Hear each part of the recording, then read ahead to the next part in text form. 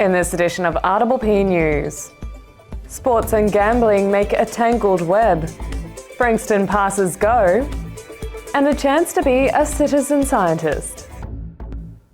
Hello, I'm Catie Sharp. Welcome to the latest edition of RPP News, bringing you stories from across Frankston and the Mornington Peninsula. Dunkley MP Peter Murphy has called out sports clubs for becoming reliant on funding from the gambling industry. Ms Murphy chaired the recent parliamentary inquiry into gambling reform. On the day that the Dunkley MP appeared on RPPFM's Peninsula Talks program, the Age newspaper revealed gamblers lost more than $40 million in AFL club-owned poker machines in Victoria last financial year, with Carlton pocketing the most money from gamblers' losses. The Frankston MP revealed that during the inquiry, she locked horns with the CEO of Sportsbet and others. Interestingly to me, and a bit disappointingly, AFL and NRL basically were trying to say there wasn't really much of a problem and that they should continue on their partnerships with sports betting because of the money that they got.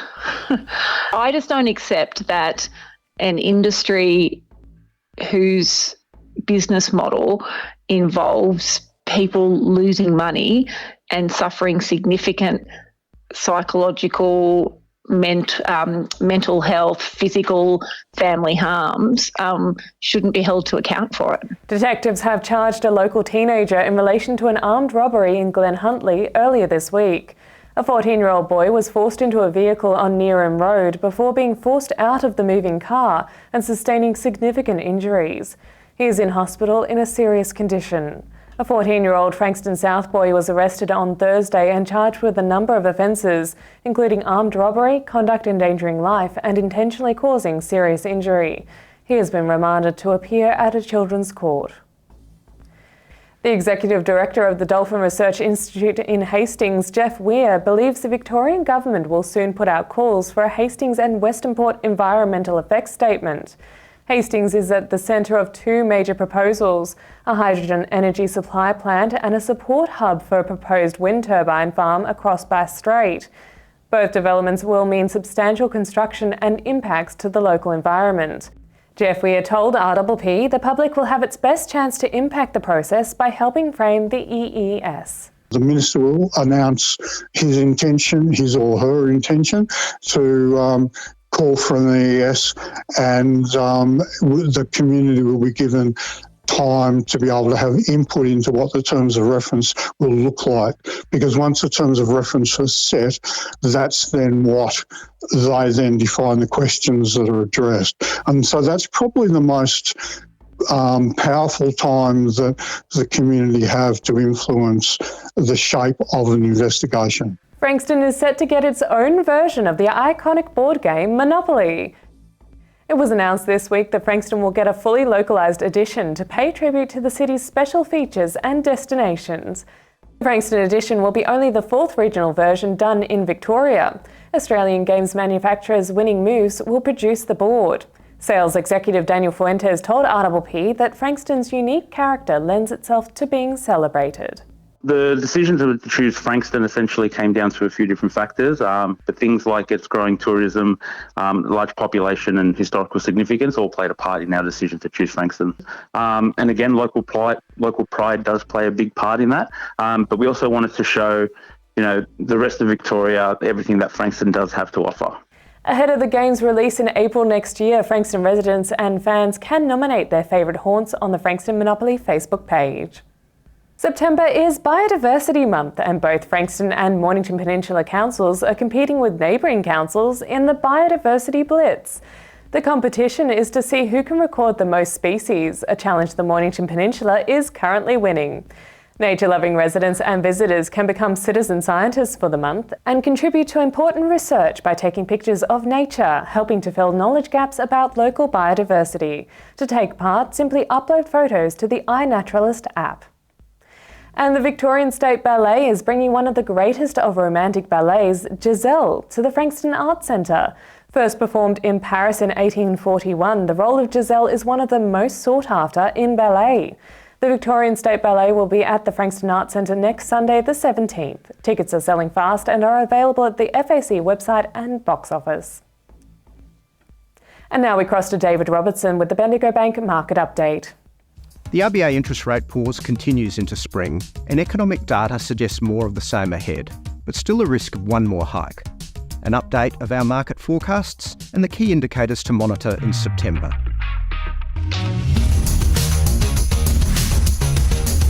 The third RBA pause at 4.1% rounded out Philip Lowe's 7-year term as governor, and he passes the baton to Michelle Bullock with an economy that is still growing in real terms, albeit at a decelerating pace, and with unemployment still near 50-year lows, but the best of labour markets clearly behind us.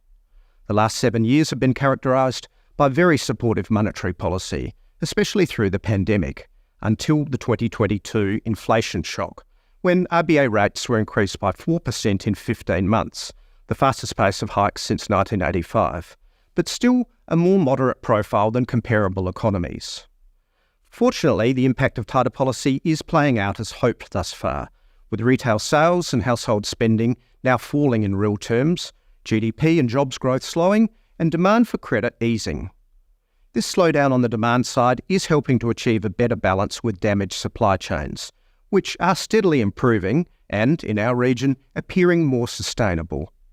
Headline CPI is down to 4.9% based on the monthly series, and as the chart shows, core indicators are also improving, but we've got a long way to go to get back to the 2 to 3% core inflation target. Recent wages data has been more benign than feared, but this will be challenged in the third quarter. Recent increases in house prices, rents, and higher energy costs complicate the outlook. So in September, the main data to monitor will be the next job numbers out on the 14th, monthly CPI on the 27th, and retail trade on the 28th. None of which is expected to give Michelle Bullock any reason to tighten rates in October, but will all be relevant for November after the next quarterly inflation report. We continue to suggest that this tightening cycle will last longer than consensus forecasts, and that rate cuts are less imminent than many have predicted. More recently, the yield curve has adjusted to more closely match our view, although the timing of the next RBA hike, if we are to get one, remains the most uncertain factor. One more complication to the outlook continues to come from China, where their PMI surveys, where below 50 is contractionary and above 50 is expansionary, shows a slightly rosier picture than feared, but very much at the mercy of further policy support. Troubled Chinese property developer Country Garden has extended some of its debt repayments, but will remain in focus, together with the market's hunger for wider, more effective stimulus measures. In summary, the domestic economy and global markets are responding to the impact of sharply higher interest rates, and so far are absorbing the shock resiliently. But the consensus view of no more RBA rate hikes, a soft landing, and imminent cuts appears naively optimistic. A less ambitious view of one more hike with a longer tightening cycle, the risk of a technical recession, but nevertheless economic outperformance for Australia appears a more realistic outlook. And that's the market update from Bendigo Bank.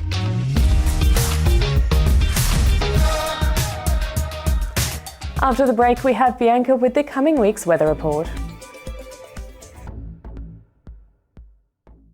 Battery World now open in Mornington. We know batteries.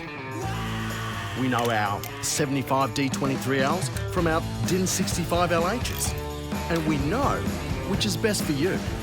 We have the range and a spark no one else can match, because we live and breathe batteries. Those beautiful boxes and cylinders that power our lives and our passions. That's why we're the batteryologists. We're Battery World. Battery World Shop 1, 43 Mornington Tyre Road, Mornington. With interest rates on the rise, there's never been a better time to review your home loan. And there's never been a better bank to help you. Whether you're a new or existing Bendigo Bank customer, book an appointment for a home loan health check today. Established in 1988, Progress Signs has been servicing the local community for 30 years. Located on the Mornington Peninsula, they are the #1 destination for all your signage needs, specialising in a variety of signage from vehicles to shop fronts, occasional and corporate events, short-term, long-term, and everything in between. If it's signs you need, be it large or small, Progress Signs is the place to call. Available 24/7 at progress-signs.com.au or call the team on 5975 9188. Thinking signs? Think Progress Signs, a station sponsor.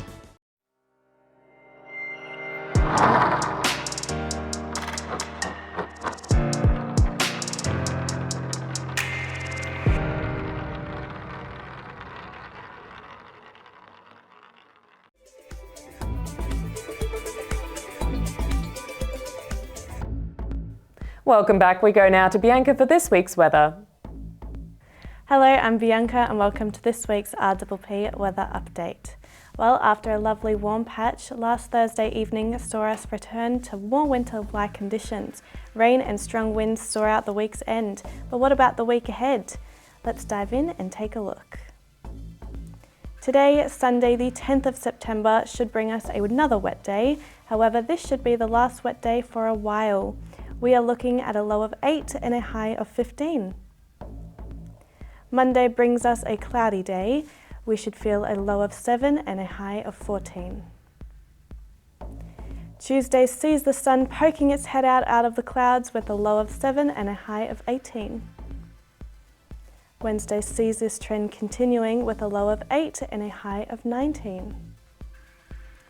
Thursday also brings us some clouds and sun. We should see a low of 9 and a high of 21. Friday brings us more sun, where we will feel a low of 14 and a high of 21.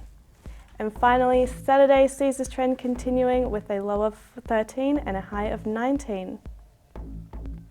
Well, that's all for this week. Try to enjoy the sun while you can, and I will see you again next week for another RPP weather update. And now to our surf guru Muzz for the surf report. Hi, it's Muzz and I'm back with this week's Mornington Peninsula Surf Report. We've sort of got a little bit of spring here at the moment, but that's about to rapidly change where we go back to winter tomorrow, which it'll be Friday. So, and one of the coldest, strongest fronts we've had of the year looks like it's tearing our way this way. So, be prepared for a massive kick in the swell, but also a massive drop in the temperature. So apparently the temperature is only going to be about 12 degrees on Friday. But with that will come a bit of a jump in the swell. So today we'll be on the beaches, sort of still solid 3 foot, but in little ways at Flinders. But tomorrow, sort of in the afternoon, by the looks of it, the wind should pop up and the swell will pop up with it pretty dramatically. And it'll hang in there Saturday, but Saturday morning should be all right. Should be probably west, maybe west-northwest if we're lucky, with sort of 2-3 foot waves in Western Port. Should be pretty good, but beyond that, the swell's going to drop out pretty quickly and we should be back on the beaches. I think there's a day of northerly midweek again next week, and yeah, I'm pretty sure you'll be somewhere between Gunnamatta and Portsea in that week. So not a bad week in front of us. So the first week of spring, that's what you expect. Very changeable weather, you know, very varied conditions. So there should be swell around. So yeah, keep your eye on it tomorrow night or tomorrow afternoon, but definitely Saturday into Sunday, but dropping fast.